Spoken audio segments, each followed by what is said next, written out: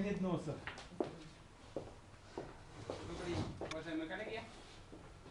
Я хочу выразить для начала слово благодарности Илье Ивановичу за то, что он пригласил меня на такое мероприятие. Для меня это первый раз, на самом деле, участие в самосборе. Тема у меня представлена на слайде, все видят. Вообще говоря, думаю, тема волнует, на самом деле, не волнует, может, касается каждого. Все мы с вами живем в России, тем более с учетом последних политических изменений и в условиях санкций. Поэтому тема была мной представлена еще в феврале месяце, немножко чуть более сокращенном формате, на первых чтениях в Сыктывкарском университете. Начну кратко, напомню всем историю, вообще говоря, развития информационных технологий в мире. Началось все, вообще говоря, с Лейбница, который описал двоичную систему вычисления. Дальше первое в области именно то, что позволило построить, применить те в электронном виде вычисления в электронном виде, это изобретение Эдисоном совершенно случайно электронной вакуумной лампы. В 40-е годы это были разработаны принципы, на которых функционируют все современные ЭВМ, правильная сеть принципов фон Неймана. И с 1946-1949 год первые ЭВМ появились. 23 декабря 1947 года был в лаборатории Bell Labs изобретен биполярный транзистор, который позволил существенно уменьшить элементарную базу всех современных компьютеров. 2 сентября 1969 года считается днем рождения интернета, который из 4 первых машин в Вики на сегодняшний день это названная одним из журналистов всеобъемлющая вездесущность, который нас потихоньку, в том числе и нас отчасти поглощает. Да? 1971 год был изобретен, именно создан работающий первый микропроцессор Intel 4040. И в том же году появилась первая редакция операционной системы Unix.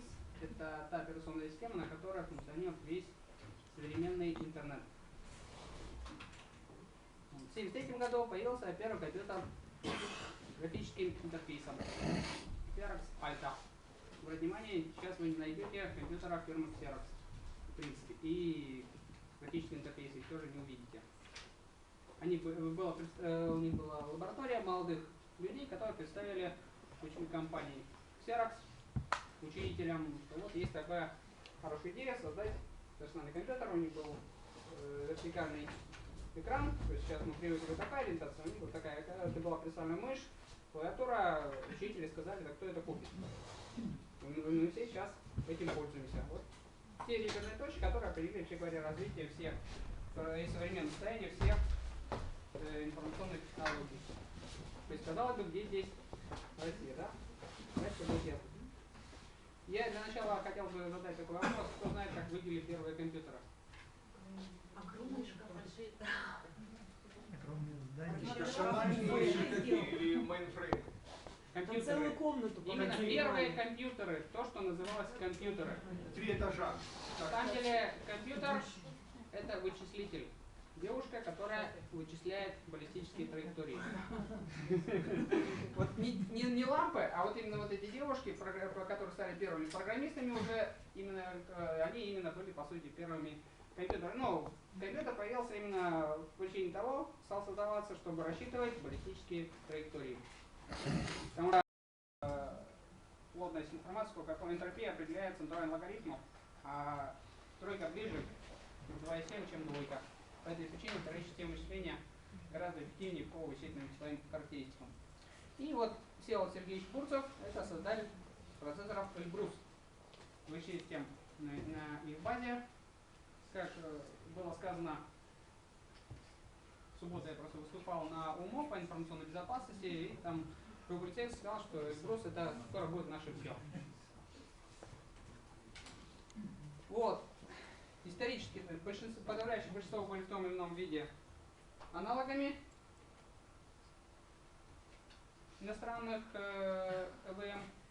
Ну, по-разному брались, иногда повторяли машинные инструкции, иногда просто срезали аппаратную часть и сканировали, фотографировали, чтобы, по крайней мере, копии процессоров 8086, они создавались именно путем срезания и фотографирования вот этой вот картинки, чтобы